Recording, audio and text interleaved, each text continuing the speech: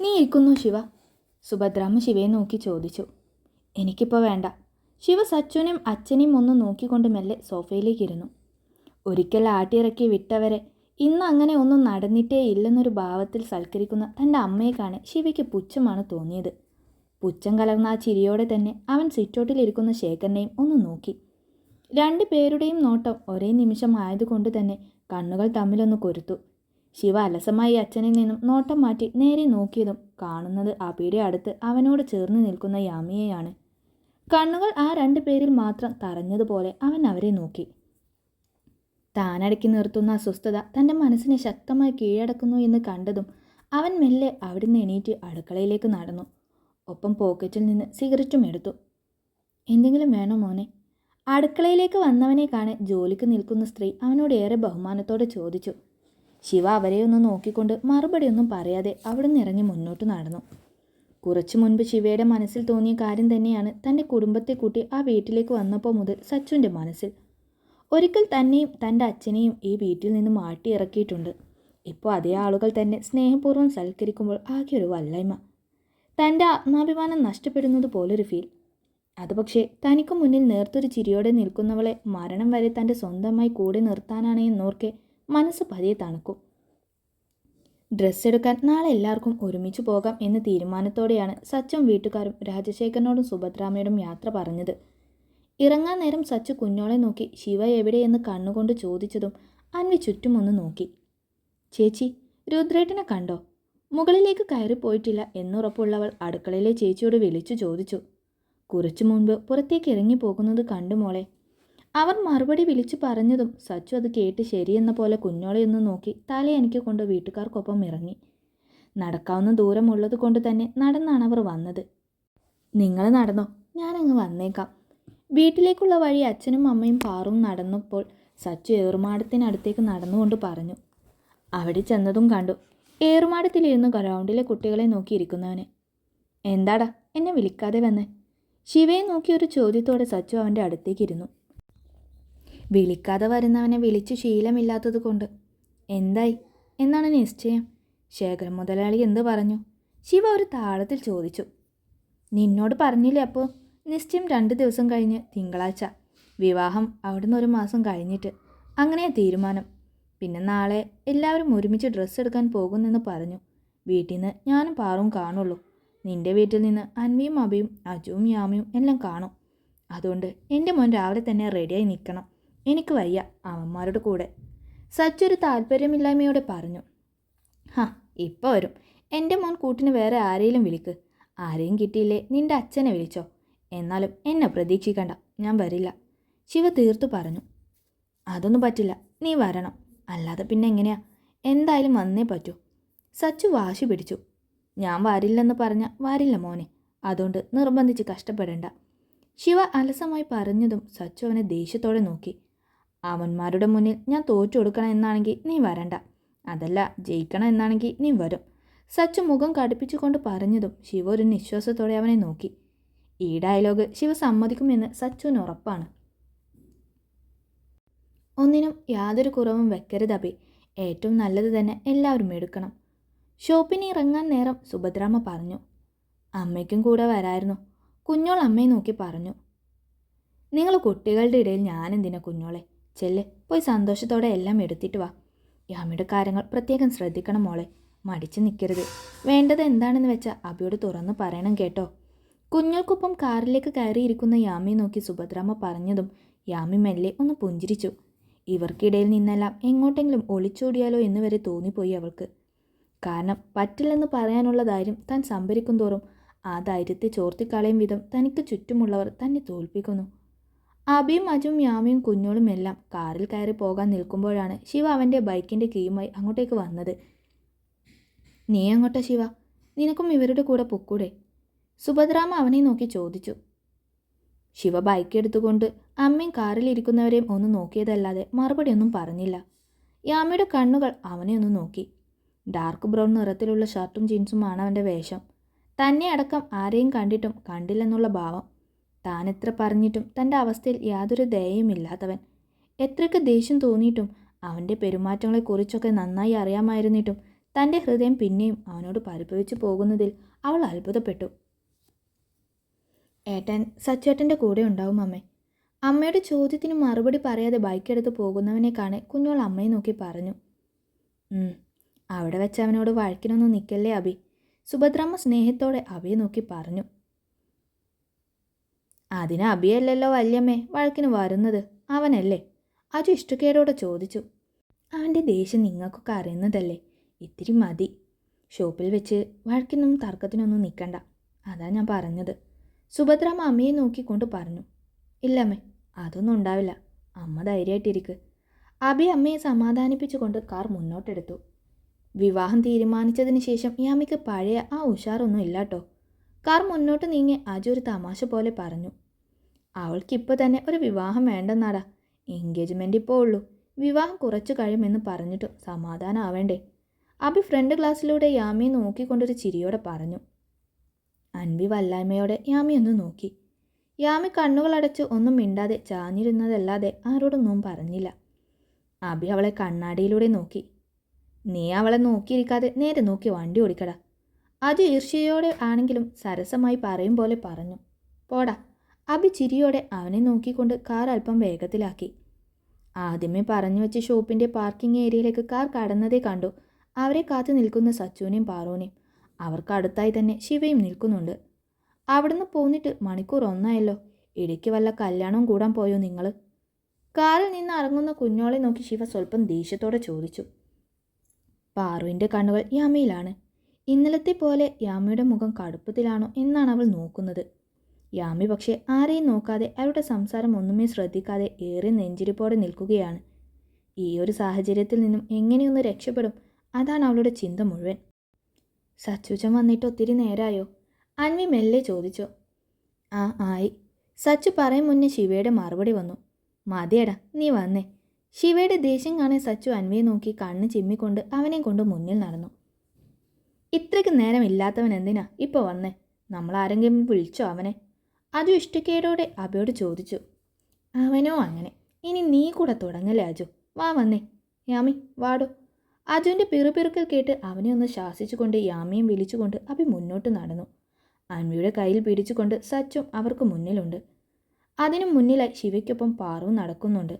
യാമിയും അബിയും ഒരുപോലെ നോക്കിയത് അവരിരുവരെയുമാണ്. ചേച്ചി, സാരിയല്ലേ എടുക്കുന്നത്? ഷോപ്പിലേക്ക് കയറിയതും പാറു കുഞ്ഞോളോടായി ചോദിച്ചു. സാരി മതിയെന്നാ അമ്മ പറഞ്ഞത്. കുഞ്ഞോള് കുഞ്ഞൊരു ചിരിയോടെയാണ് അവളോട് പറഞ്ഞത്. യാമി ചേച്ചിയോ? അബിയുടെ കൂടെ നടന്നു വരുന്ന യാമിയെ പാറു സംശയത്തോടെ തിരിഞ്ഞു നോക്കി. അവൾക്കും സാരി മതിയെന്നാ പറഞ്ഞത്. എന്നാൽ രണ്ടാൾക്കും ഒരേ മോഡൽ കളറിൽ ചേഞ്ച് നോക്കാമല്ലേ? പാറു ചിരിയോടെ പറഞ്ഞുകൊണ്ട് അല്പം കുഞ്ഞോളെയും കൈയും പിടിച്ച് മുന്നോട്ട് നടന്നു. ശിവ അലസമായി അവിടെയുള്ള സോഫയിലേക്കിരുന്നു. വാടാ. സച്ചു അവനെ കൂടെ വിളിച്ചു. എങ്ങോട്ട്? ഞാനെങ്ങുമില്ല. പോയി എന്താന്ന് വെച്ചാൽ പെട്ടെന്ന് എടുത്തിട്ട് വാ. ശിവ പോക്കറ്റിൽ നിന്നും മൊബൈൽ എടുത്ത് അത് സ്ക്രോൾ ചെയ്ത് നോക്കിക്കൊണ്ട് പറഞ്ഞു. നീ യാമയോട് പിന്നെയൊന്നും മിണ്ടിയില്ലേ? അവർക്ക് മുന്നിലൂടെ കടന്നുപോയ അബിയെയും യാമയും നോക്കിക്കൊണ്ട് സച്ചു ശിവക്ക് അടുത്തേക്കിരുന്നു. ഇല്ല. ശിവ ഫോണിൽ നിന്നും കണ്ണെടുക്കാതെ പറഞ്ഞു.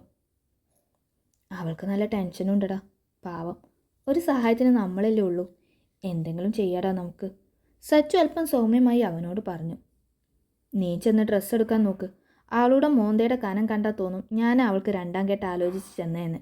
ആദ്യം അതൊന്ന് കുറയട്ടെ, എന്നിട്ട് നോക്കാം.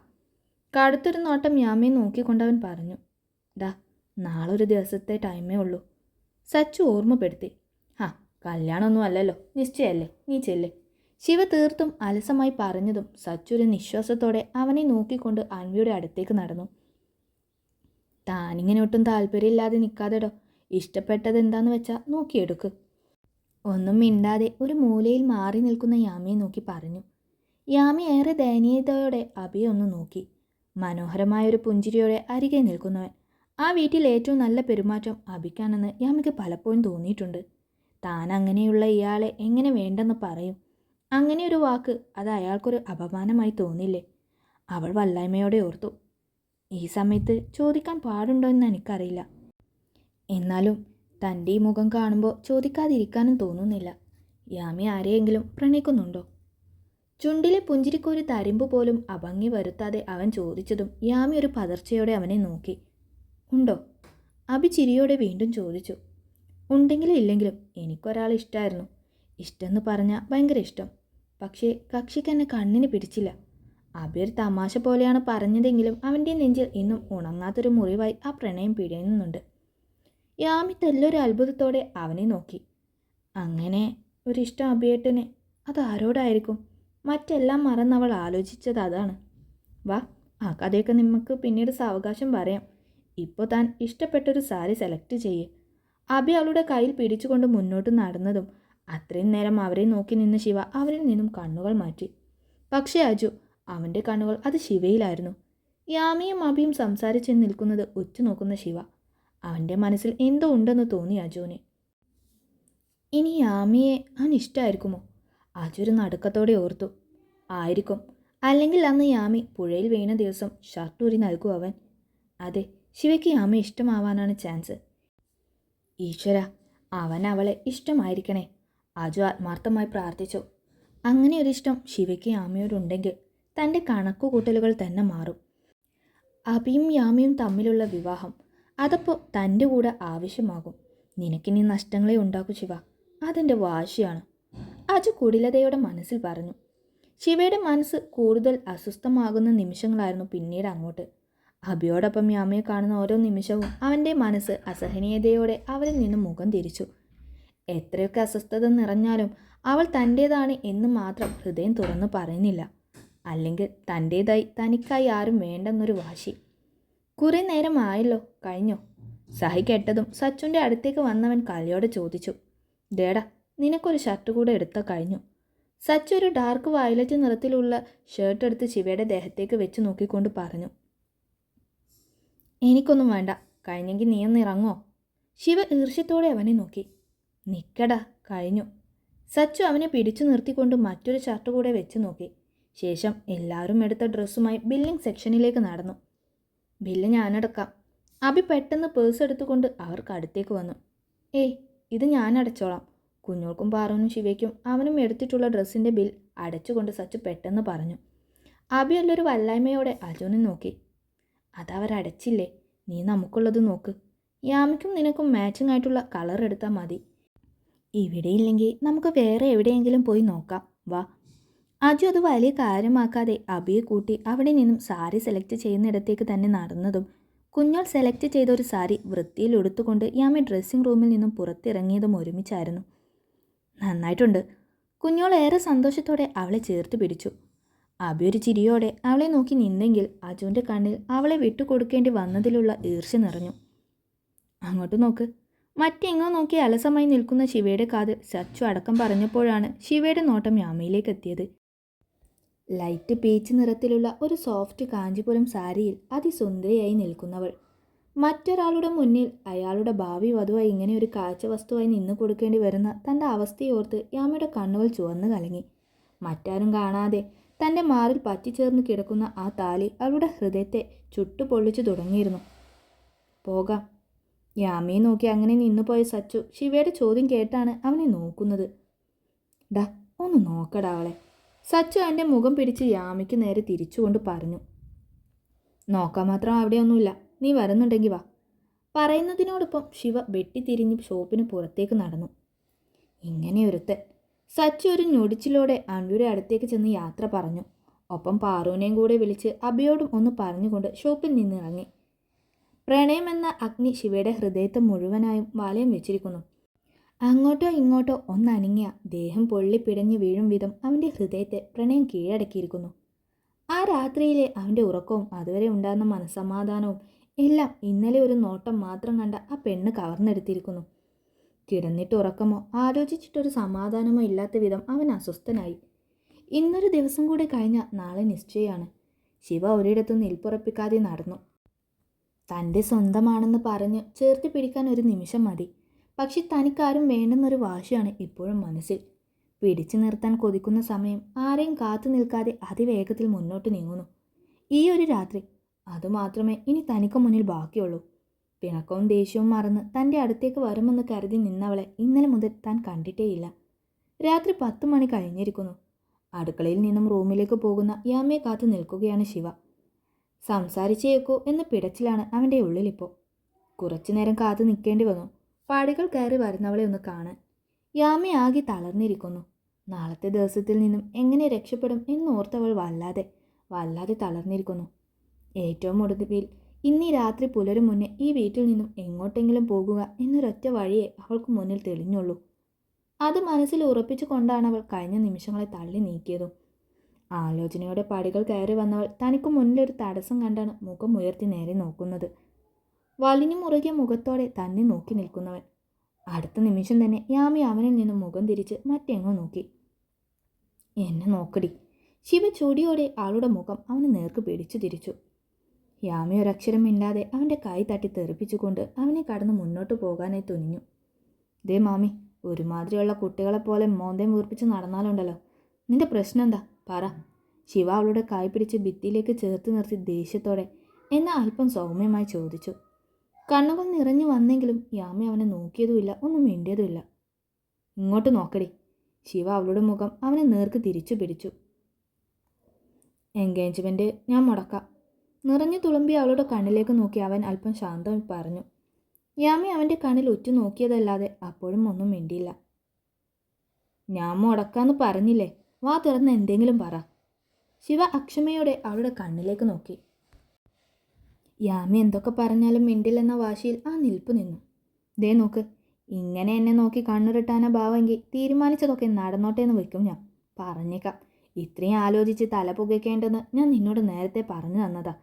വിവാഹം ഉറപ്പിക്കുന്നു എന്ന് പറഞ്ഞ നേരത്ത് നിനക്ക് താല്പര്യമില്ലെന്ന് നീ ഒരു വാക്ക് പറഞ്ഞാൽ മതിയായിരുന്നു.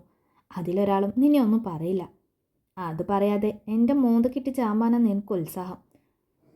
ഇനിയിപ്പോൾ നാളെ വരെ കാത്ത് നിന്നേ പറ്റൂ. സച്ചുവിൻ്റെയും കുഞ്ഞുങ്ങളുടെയും നിശ്ചയമല്ലേ ആദ്യം. അത് കഴിഞ്ഞ് വേണ്ടത് ഞാൻ ചെയ്തോളാം.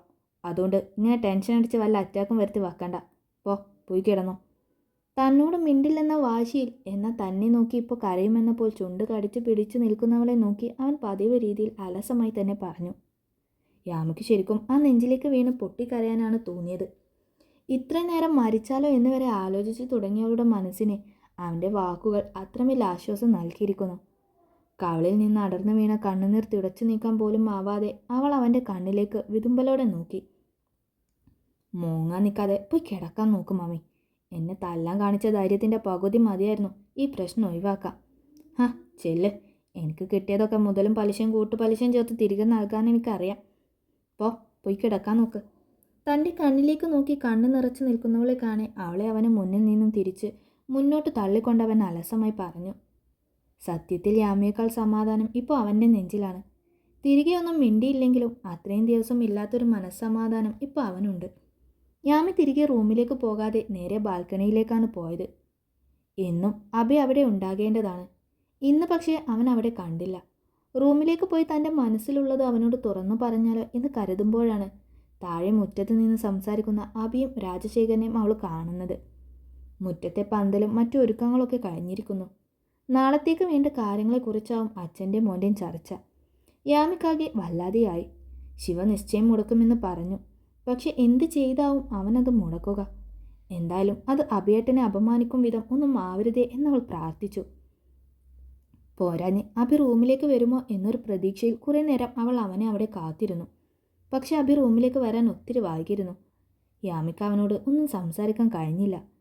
രാവിലെ എഴുന്നേൽക്കുമ്പോൾ മുതൽ ആ ഒരു ടെൻഷനോടെയാണ് അവൾ നിന്നത്. 9 മണിയൊക്കെ ആയപ്പോഴേക്കും വീട്ടിൽ അത്യാവശ്യം ബന്ധുക്കളൊക്കെ വന്നു. വളരെ വേണ്ടപ്പെട്ടവരെ മാത്രമേ ക്ഷണിച്ചിട്ടുള്ളൂ എന്ന് കുഞ്ഞോൾ ഇന്നലെ പാറുവിനോട് പറയുന്നത് കേട്ടിരുന്നു. നേരം വെളുത്തത് മുതൽ അഭിയെ കണ്ട് സംസാരിക്കണം എന്ന് കരുതി അവന് തിരിഞ്ഞു നടന്നവൾ 2-3 തവണ അവനെ കണ്ടെങ്കിലും സംസാരിക്കാൻ പറ്റിയൊരു സാഹചര്യത്തിലല്ലായിരുന്നു അവൻ. ക്ഷണിച്ചവരൊക്കെ വന്ന് യാമിയെ കണ്ട് സംസാരിക്കാൻ നിന്നതും യാമിക്കാകെ പേടിയായിപ്പോയി. ഇനി ഇന്നലെ തൻ്റെ ടെൻഷൻ കുറക്കാൻ വേണ്ടി വെറുതെ ശിവ പറഞ്ഞതായിരിക്കുമോ? അവൾ നെഞ്ചിരിപ്പോടെ ഓർത്തു. അതേസമയം അങ്ങനെ ശിവ വെറുതെ ഒരു വാക്ക് പറയില്ല എന്നും അവൾക്ക് തോന്നി. യാമി മോളെ ഇവിടെ നിൽക്കണോ?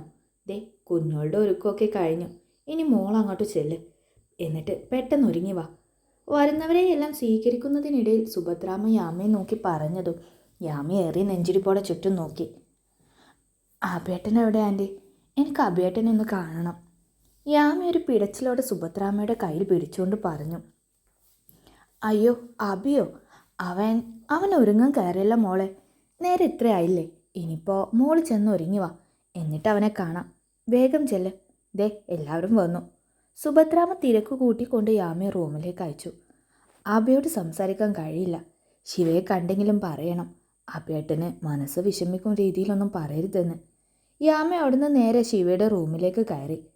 താഴെ അത്രയും പേര് വന്നിട്ടും അതൊന്നും ഒരു കാര്യമേ അല്ലെന്ന ഭാവത്തിൽ കിടന്നുറങ്ങുന്നതിനെ കാണാൻ യാമി ശരിക്കും അതിശയിച്ചു പോയി. ഇത്രയും നെഞ്ചിരിപ്പോടെ ഊണും ഉറക്കും ഇല്ലാതെ മനുഷ്യൻ തീയിൽ ചവിട്ടി നിൽക്കും പോലെയാണ് നിൽക്കുന്നത്. എന്നിട്ടൊരുത്ത് കിടന്നുറങ്ങുന്നത് കണ്ടില്ലേ? യാമിക്ക് ശരിക്കും ദേഷ്യമാണ് തോന്നിയത്. ഇന്നലെ വരെ മിണ്ടിയിട്ടില്ല, ഇങ്ങോട്ട് വന്ന് മിണ്ടാനും തോന്നുന്നില്ല.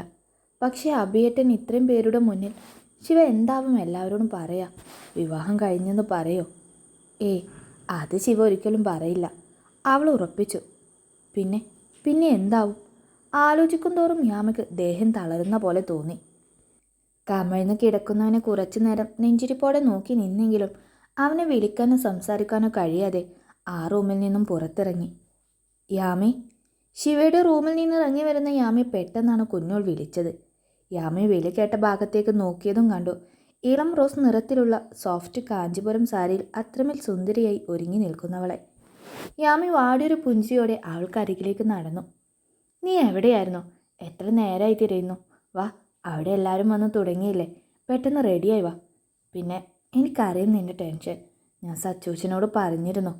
സച്ചൂച്ചൻ പറഞ്ഞത് നമുക്ക് അഭിയേട്ടനോട് എല്ലാ കാര്യങ്ങളും തുറന്നു പറയാമെന്നാ. ഇപ്പോഴല്ല, ഇന്ന് ഈ പ്രോഗ്രാം കഴിഞ്ഞിട്ട്. ഏട്ടന് മനസ്സിലാവും, നീ പേടിക്കേണ്ട. കുഞ്ഞോൾ അവളെ ചേർത്ത് പിടിച്ചുകൊണ്ട് ആശ്വസിപ്പിച്ചു. പിന്നീടെല്ലാം വളരെ വേഗത്തിലായിരുന്നു. കുഞ്ഞോൾക്കെടുത്ത അതേ മോഡൽ സാരി തന്നെ ലൈറ്റ് പീച്ച് നിറത്തിലുള്ളതായിരുന്നു യാമിക്ക്. ഒത്തിരി ആഭരണങ്ങളൊന്നും ഇല്ലെങ്കിലും നല്ല ഭംഗിയുള്ള കുറച്ച് ആൻറ്റിക് കളക്ഷൻസ് വാങ്ങിയിരുന്നു. അച്ഛനോ അമ്മയോ എന്തിന്, തനിക്കായി ആരുമില്ല. എങ്കിൽ പോലും ആ വീട്ടുകാർ ഒന്നിനും തനിക്കൊരു കുറവും വരുത്തിയിട്ടില്ല. പക്ഷെ കുറച്ച് നിമിഷം കഴിയുമ്പോൾ താൻ കാരണം ഈ വീട്ടിലെ ഇപ്പോഴത്തെ ഈ സന്തോഷം ഇല്ലാണ്ടാവും.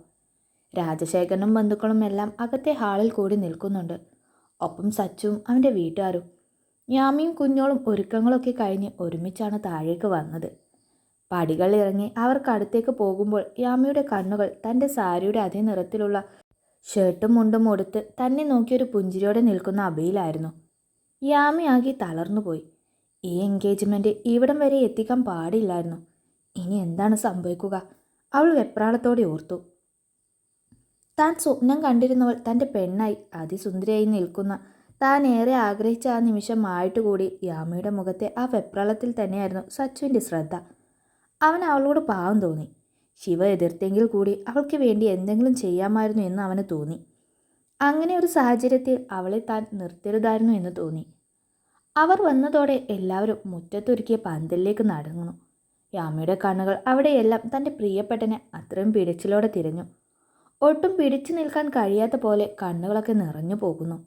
മുന്നോട്ട് നടക്കാതെ അവിടെ തന്നെ നിൽപ്പ് നിന്ന് പൊട്ടിക്കരഞ്ഞാലോ അവൾ ഓർത്തു. എല്ലാവരും മുന്നോട്ട് നടന്നിട്ടും അവർക്കൊപ്പം നടക്കാൻ കഴിയാതെ യാമി അവിടെ തന്നെ നിന്നുപോയി. എന്നാൽ കുഞ്ഞോളെ കൂട്ടി കുറച്ച് മുന്നിൽ നടന്ന ശേഖരൻ യാമി വന്നില്ലെന്നറിഞ്ഞ് സംശയത്തോടെ ഒന്ന് തിരിഞ്ഞു നോക്കി. അതേ നിമിഷം തന്നെ അയാളുടെ കണ്ണുകൾ അവൾക്ക് പിന്നിലായി പടികൾ ഇറങ്ങി വരുന്നവനിലേക്ക് എത്തിയതും ശേഖരൻ കുഞ്ഞോളെ കൂട്ടി മുന്നോട്ട് നടന്നു. അവിടം താളം പിടിച്ചു നിൽക്കാതെ അങ്ങോട്ട് നടക്ക് മാമി. നടക്കാൻ മടിച്ചു നിൽക്കുന്നവളെ മെല്ലെ മുന്നോട്ട് തള്ളി തിരിഞ്ഞു നോക്കാതെ പന്തലിലേക്ക് നടക്കുന്നവനെ കണ്ടതും ശരിക്കും യാമിയുടെ ചുണ്ടുകൾ വിതുമ്പിപ്പോയി. വാ മോളെ. യാമിയെ തിരിഞ്ഞു നോക്കിയ സുഭദ്രാമ്മ വന്ന് യാമിയെ ചേർത്ത് പിടിച്ച് പന്തലിലേക്ക് ഇറങ്ങി. നീ എവിടെയായിരുന്നടാ കോപ്പെ, മനുഷ്യനെ തീ തീറ്റിക്കാൻ. അടുത്തേക്ക് വന്ന് തോളിൽ തട്ടിയ ശിവയെ കണ്ടതും സച്ചു മുരണ്ടു. എണീക്കാൻ വൈകി. കൊള്ളാം, നന്നായിട്ടുണ്ട്. ശിവ അവനെ നോക്കി ഒരു ചിരിയോടെ പറഞ്ഞുകൊണ്ട് നേരെ കുഞ്ഞോളുടെ അടുത്തേക്ക് ചെന്നവളെ ഒന്ന് കെട്ടിപ്പിടിച്ചുകൊണ്ട് പറഞ്ഞു. ഏട്ടാ. യാമി കുഞ്ഞോളൊരു വല്ലായ്മയോടെ അവനോട് പറഞ്ഞു. അവളും നന്നായിട്ടുണ്ട്, പക്ഷേ നിൻ്റെ അത്രയ്ക്കൊന്നുമില്ല. അമ്മയ്ക്കൊപ്പം നടന്നു വരുന്ന യാമിയൊന്ന് നോക്കിക്കൊണ്ടവൻ പറഞ്ഞതും അൻവി ദയനീയതയോടെ സച്ചുവിനെ നോക്കി. ഇത്രയ്ക്ക് മനസ്സാക്ഷി ഇല്ലാത്തവനാവരുത് ശിവ, സച്ചു തെല്ല് ദേഷ്യത്തോടെ പറഞ്ഞു. ശിവ അവനെ നോക്കി ശരിയെന്ന പോലെ ഒന്ന് തലയാട്ടിക്കൊണ്ട് അബിയുടെ അടുത്തുള്ള കസേരയിലേക്ക് ഇരുന്നു. ഷർട്ട് കൊള്ളാം. ഇരിക്കുന്നതിനൊപ്പം അവൻ അബിയെ നോക്കി പറയുകയും ചെയ്തു. അഭി അവനെ തെല്ലൊരു അതിശയഭാവത്തിൽ നോക്കിയതേ ഒന്നും പറഞ്ഞില്ല. കാരണം വർഷങ്ങൾക്ക് ശേഷമാണ് അവൻ തന്നോട് ഇങ്ങോട്ട് വന്ന് സംസാരിക്കുന്നത്. ആദ്യം സച്ചുവും കുഞ്ഞോളുമാണ് സ്റ്റേജിലേക്ക് കയറിയത്. വീട്ടിലെ കാരണവന്മാരിൽ ഒരാൾ വന്ന് മോതിരം മാറാനും മറ്റുമൊക്കെ പറയെ അവരതുപോലെ ചെയ്തു. വരുന്ന മലയാള മാസം 8-ാം തീയതി, അതായത് തിങ്കളാഴ്ച വിവാഹം നടത്താമെന്നും എല്ലാവരെയും അറിയിച്ചു. അടുത്തതായി അഭിയും യാമിയുമാണ്. യാമി നെഞ്ചിരിപ്പോടെ ശിവയെ നോക്കി. അഭി വാ. കുഞ്ഞോളും സച്ചും ഒരു സൈഡിലേക്ക് നീങ്ങി നിന്നതും ശേഖരൻ അഭിയെ അരികിലേക്ക് വിളിച്ചു. യാമിയുടെ കണ്ണുകൾ ഒരു നടുക്കത്തോടെ ശിവയെ നോക്കി. യാതൊരു ഭാവമാറ്റവും ഇല്ലാതെ ഇരിക്കുന്നവനെ കാണെ അവൾ ആകെ പേടിച്ചുപോയി.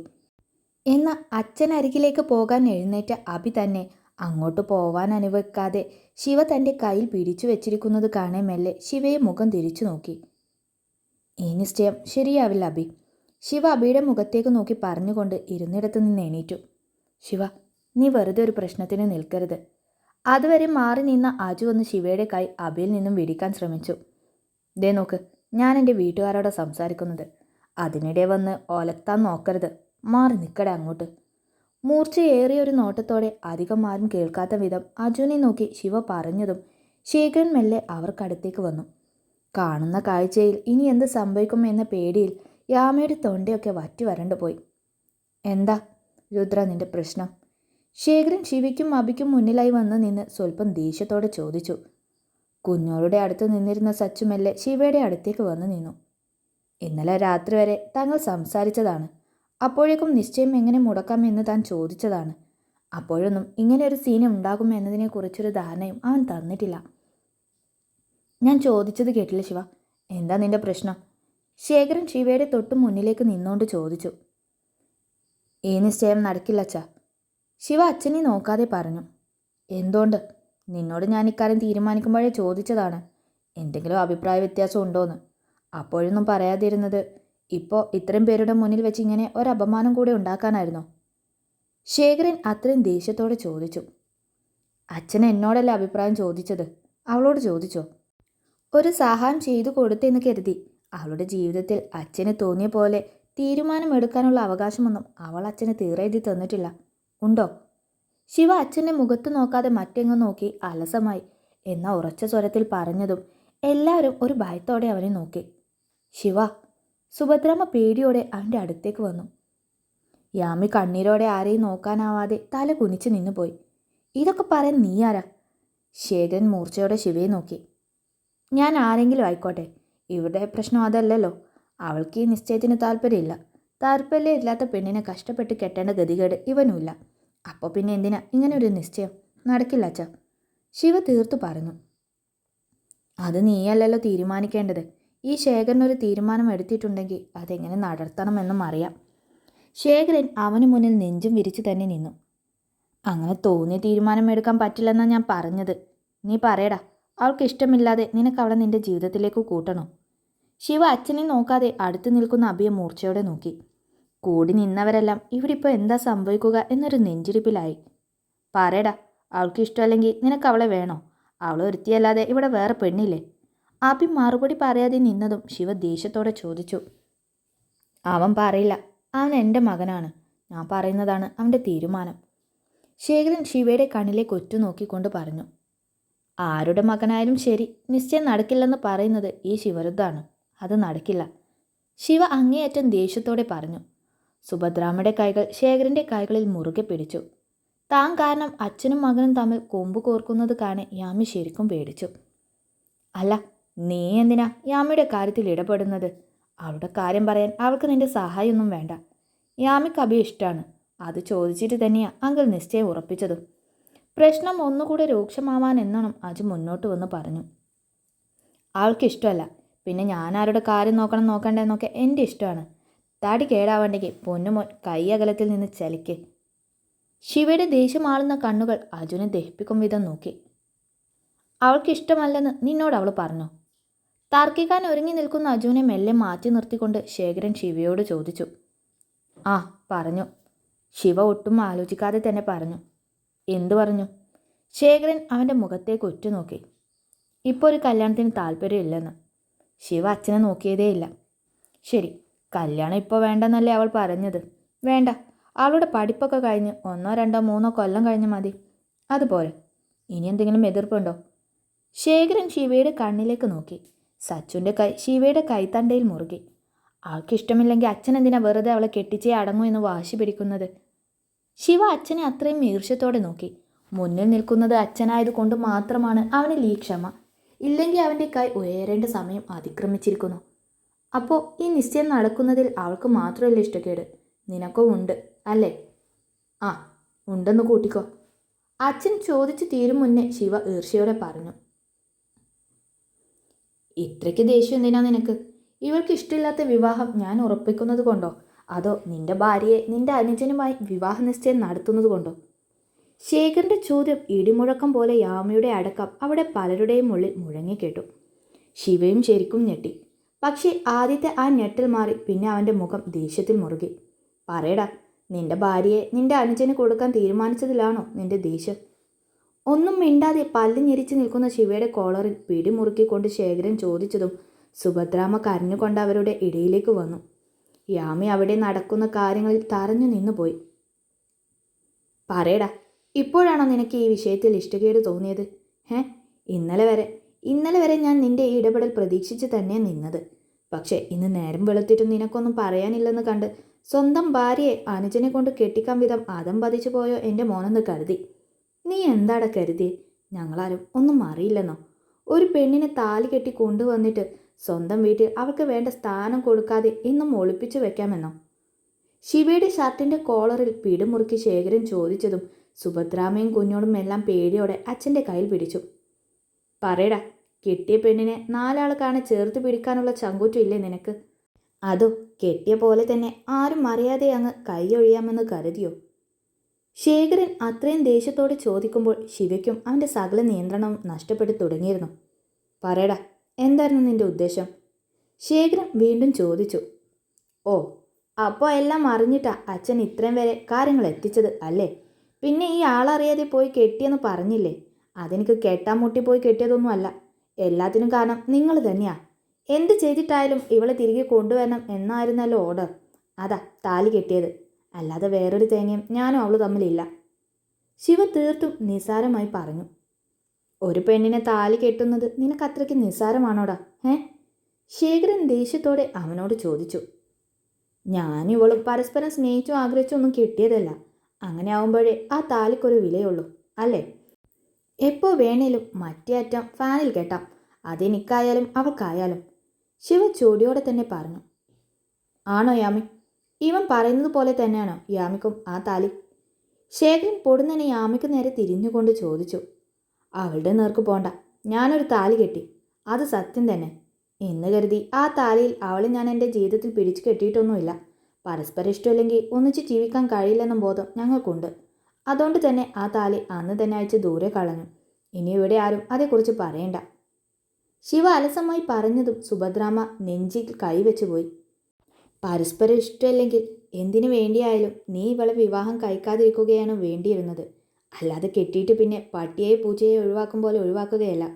പിന്നെ ഇഷ്ടമല്ലെങ്കിൽ എന്തിനാടാ നീ ഇപ്പോൾ ഈ നിശ്ചയം നടക്കില്ലെന്ന് പറഞ്ഞ്? പറയടാ, അതെന്തിനാ? ശേഖരൻ വീറോട് ചോദിച്ചു. അവളോടുള്ള സ്നേഹം മൂത്തിട്ടൊന്നുമല്ല ഈ നിശ്ചയം നടക്കില്ലെന്ന് ഞാൻ പറഞ്ഞത്. ദേ, ഇവൻ അവളെ കെട്ടുന്നതിൽ എനിക്ക് പരാതിയില്ല. പക്ഷേ അവൾക്ക് താല്പര്യമില്ല. അതുകൊണ്ട് മാത്രമാണ് ഞാൻ ഇത് നടക്കില്ലെന്ന് പറഞ്ഞത്. തോറ്റു തരില്ലെന്ന ഭാവത്തിൽ അവൻ പറഞ്ഞു.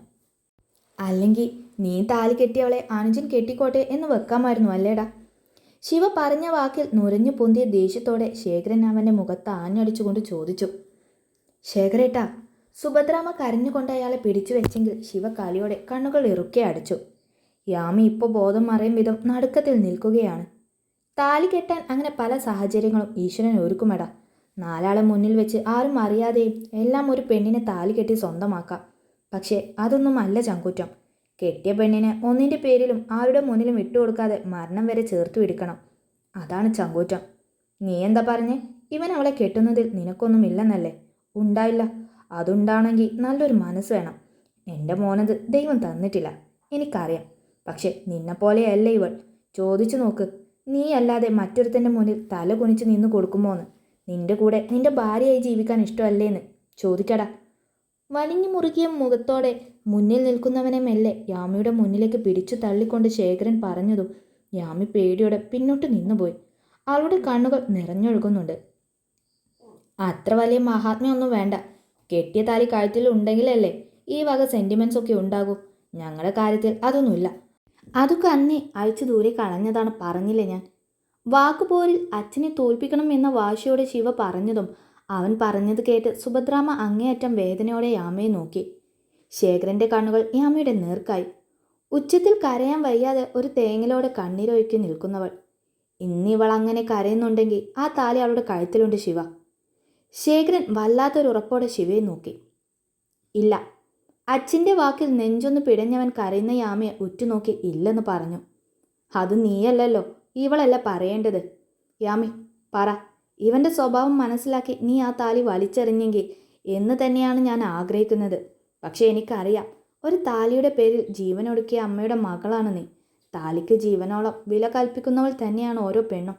പറ, എൻ്റെ മോൻ കെട്ടിയ താലി ഇപ്പോൾ നിന്റെ കഴുത്തിലില്ലേ?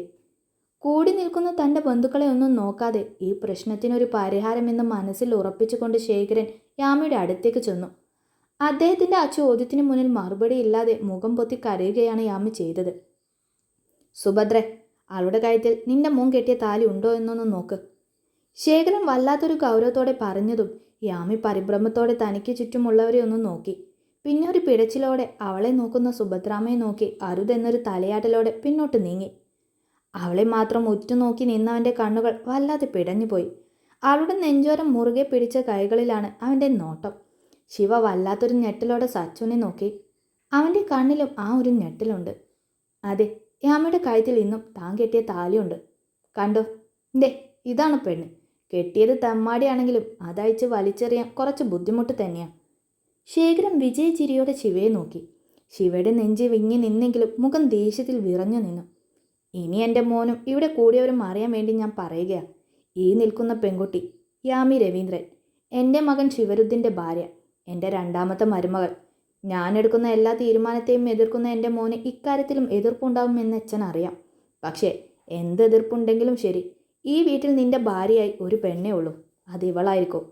യാമിയെ ചേർത്ത് പിടിച്ച് മുന്നിൽ നിൽക്കുന്ന ബന്ധുക്കളെ നോക്കി ശേഖരൻ പറഞ്ഞതും സച്ചുവിൻ്റെയും കുഞ്ഞോളുടെയും എന്തിന് അവിടെ വരെ ചുണ്ടിൽ നിറഞ്ഞ ചിരിയാണ്. പക്ഷേ ശിവയുടെ മുഖം തൻ്റെ അച്ഛനെ നോക്കി വലിഞ്ഞു മുറുകി നിന്നു. യാമി മുഖം കുനിച്ച് ആരെയും നോക്കാതെ നിന്നു. തനിക്ക് മുന്നിലുള്ളവൻ്റെ മുഖം അവൾക്ക് കണ്ണിൽ കാണാം. എന്തോ ആപത്തിൽ സഹായിച്ചവനെ താൻ ചതിച്ചു എന്നൊരു കുറ്റബോധമായി അവളുടെ മനസ്സ് നിറയെ.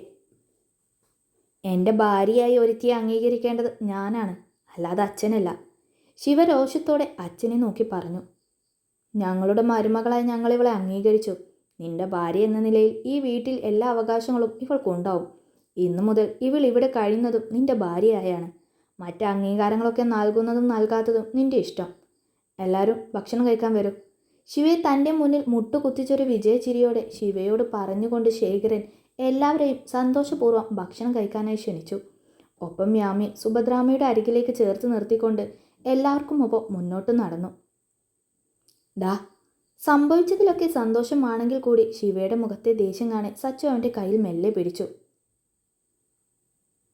6 മാസം അതിനുള്ളിൽ ഡിവോഴ്സ് വാങ്ങിച്ച് തന്നില്ലെങ്കിൽ പെങ്ങൾക്കിങ്ങനെ ഒരു ഭർത്താവ് വേണ്ടെന്ന് കരുതും ഞാൻ. നോക്കിക്കോ. സച്ചുവിനെ നോക്കി വെറിയോടെ പറഞ്ഞുകൊണ്ടവൻ മറ്റൊന്നും നോക്കാതെ അവിടെ നിന്നും അവൻ്റെ ബൈക്ക് എടുത്തു പോയി. സച്ചുവാ, ഈ ദേഷ്യം മാറുമ്പോൾ അവൻ വന്നോളും.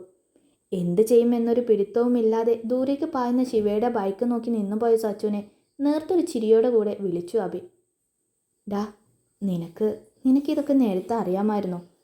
ശിവയുടെ ഭാര്യയാണ് യാമി എന്ന് ഇപ്പോഴും വിശ്വസിക്കാൻ കഴിയാതെ നിൽക്കുന്ന അജു വല്ലാത്തൊരു ഭാവത്തിൽ അഭിയോട് ചോദിച്ചു. ഇല്ലടാ, അച്ഛൻ എന്തൊക്കെയോ സംശയങ്ങളുണ്ടായിരുന്നു. ഇന്നലെ രാത്രിയാ കാര്യങ്ങളിൽ ഒരു ഉറപ്പ് കിട്ടിയത്. അപ്പോഴാ എന്നോട് പറഞ്ഞതും. അഭി ഒരു ചിരിയോടെ അവനോട് പറഞ്ഞു. അപ്പോൾ നിന്നെ ഒരു കോമാളിയാക്കി അച്ഛനും മോനും കളിയാക്കുമായിരുന്നോ? അജു ഒരു പകയോടെ അഭിയെ നോക്കി. അങ്ങനെയല്ലടാ, ഇങ്ങനെയൊക്കെ നടന്നു പോയില്ലേ, അപ്പോൾ പിന്നെ എങ്ങനെയാ? അത് ശരിയല്ലല്ലോ. അത് വിട്ടുകള, നീ വാ, എനിക്ക് കുഴപ്പമൊന്നുമില്ല. മറിച്ച് കുഞ്ഞൊരു സന്തോഷം ഉണ്ടെന്ന് കൂട്ടിക്കോ. അവനെ നോക്കി ഒന്ന് കണ്ണിറുക്കിക്കൊണ്ട് പറയുമ്പോൾ കുറച്ചു മുമ്പ് നടന്ന പ്രശ്നങ്ങൾക്കിടയിലൊക്കെയും മറ്റാരും ശ്രദ്ധിക്കാതെ പോയ 2 നിറമിഴികളായിരുന്നു അവൻ്റെ മനസ്സ് നിറയെ.